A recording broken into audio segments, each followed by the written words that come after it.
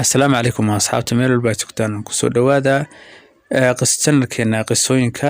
Sharum maanta waxaan idinka dabageynayaa sheekada filimka Dakin intii laga soo bandhigay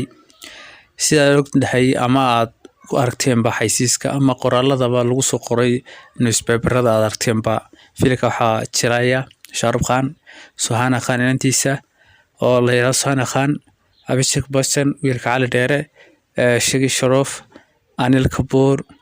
Deepika Padukone iyo Rani Mukherjee iyo dhowr actor oo kale sheekada filimkan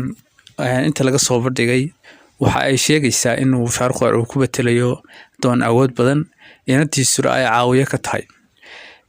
sidoo kale filimka waxa la arkaa Abhishek iyo rag kale sheekada filimkan aad iyo aad loo boonbooniyay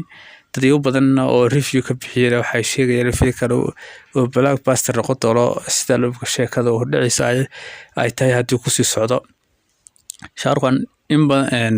bariyahan uu ka maqnaa saxada oo filimkan ku soo noqonaya Dakin filimkan waxay u egtahay sida dadka qaar ay sheegayaan in filmaantiisa sheekooyinkii filmaantiisa soo jiray oo la isku soo koobi doono lagana sheekay doono sidoo kii ku noqday sidoo kalena filimkan uu ku betelayo doon awood badan xagga kale inantana filimkan waa lagu soo shaxsaaray eelatiisa yar ee afka dheer leh Suhana la yiraahdo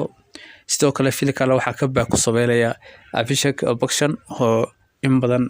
saaxada ka baqlaa waxa kale oo ka baaq sameeynaya actoraha Ash Waris la yiraahdo Shagi Sharaf laftigiisu ka baaq filimka ku soo sameeynaya Anil Kapoor oo ah actor aad iyo aad weyn oo laga dambeeyo isna filimkan ka baaq ku sameeynaya filimkan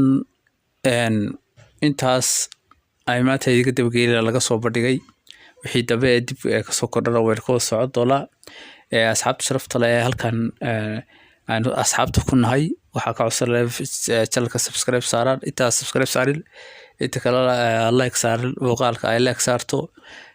tan muuqaalka xiga ay ku kulmi doono waxaan idin sheegayaa in filmo badan oo xiiso badan sheekooyinkooda tirayaal badan taariikhdooda iyo waxyaabo badan oo madadaala aan idinka dabageyn doono hadii Ilaahay ka dhigo waa aniga oo ah Shahrukh oo adiga lafteedu ka baaqba sameeyay waxaan idiga codsanayaa mar labaad intiina channelka subscribe saarin ila subscribe saarto muuqaalka like saarto muuqaalka xiga inta aynu ku kulmi doono waxaan idiga tagaylaa maalin habboon oo